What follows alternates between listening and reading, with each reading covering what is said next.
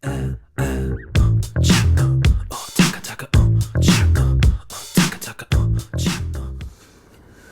everybody, welcome to my channel. My name is Lisa, and if this is the first time you've ever come to this channel and you've watched a video, thank you very much. Feel free to go back through any of the other videos that I've posted. I really do try hard to produce some content, but my little bitty channel can't grow unless you subscribe, and I would really appreciate it if you would consider it. And if you like the videos, hit that like button. Everything is algorithms and analytics that YouTube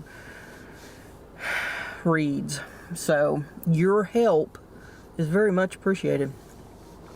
I wanted to talk very briefly on the situation up in Minnesota.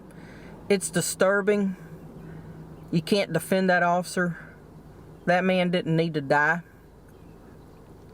But I can tell you right now that there is every department in the United States, big or small, that's got one of those officers.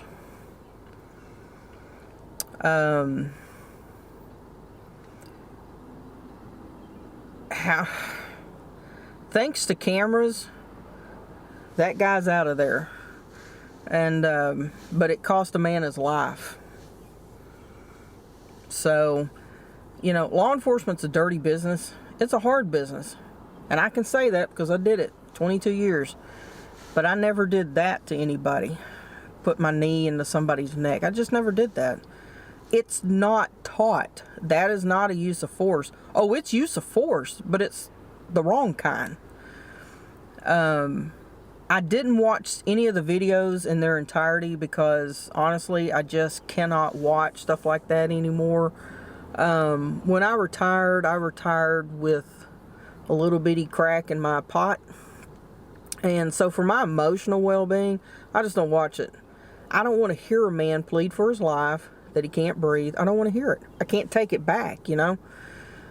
But, you know, I don't know how he went from standing up to being on the ground by the police unit. I don't know. If you know, put a comment for me, or, you know, put it down in the comments, because I didn't watch it, and I'm not going to watch it. But, you know, after he's handcuffed, unless he's doing the wiggle dance down there and you're having to kind of wrestle around with him, even handcuffed, because you got to remember, just because people are handcuffed doesn't mean the fight's over, because they still got two very strong legs. And if you've never been kicked by somebody who's pissed off, it hurts.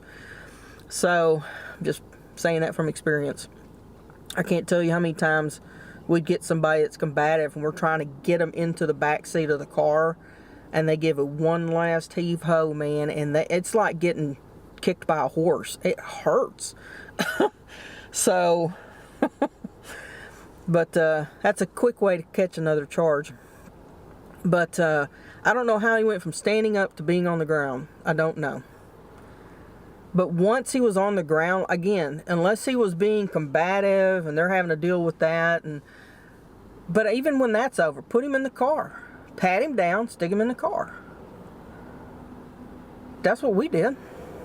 I don't know why it'd be different anywhere else. But I'm going to tell you, every department has one of those officers. And I worked with a couple that were like that.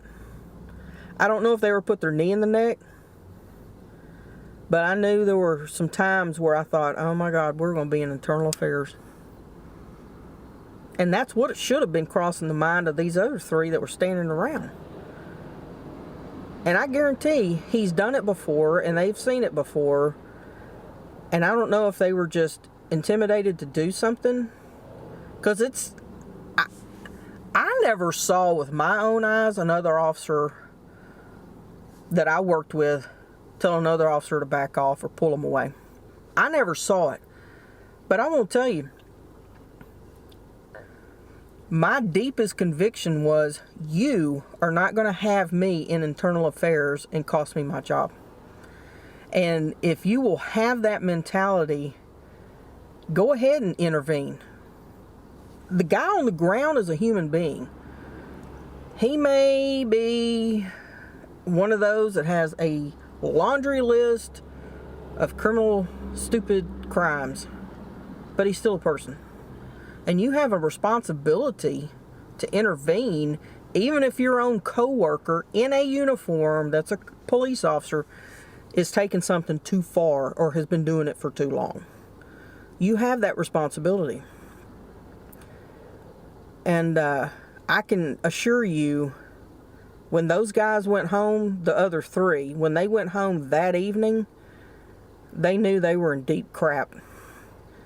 And of course, you know, by Tuesday, they all lost their jobs. And their lack of action has cost them their job. I guarantee if one of them had intervened, he'd still have his job. So the actions of that one officer, they just can't be defended. Not when it cost somebody their life. So I don't care what the criminal history is of the guy that died. I don't care. It doesn't matter anymore. Only thing that was important is what was going on at that very moment. And he shouldn't have lost his life. So if you're a young officer and you ever hear this video, you hear my voice, I'm just going to give you some simple advice. Do it right. Do it by the book. Do it from the heart. Treat everybody the same. You're going to run across stupid people, dangerous people, people that are, I mean, they're just, the things they do are sickening. Sex offenders. Just treat them all the same. Do your job. Cuff them up. Stick them in the car. Take them to jail. Okay? Don't add anything extra to it, or you're going to be out of a job. Okay? Mind your business. Keep your nose clean. Write your reports honestly. Video everything, because it will either defend you or prosecute you. So do it right. So that's all I'm going to say about this. I really am just not going to keep going on and on and on. I could, but I don't want to. So guys, I'm going to leave it right there. Oh, and read the crap that Colin Kaepernick wrote. He was telling everybody that when something like this happens, that revolting is just the logical reaction. And he also goes on to say that they have a right to fight back. Okay, well, that doesn't include committing crime. So anyway, I didn't like him anyway. But anyway, guys, I'm out of here. I gotta go run some errands and do my thing. I love you guys. I'll see y'all later.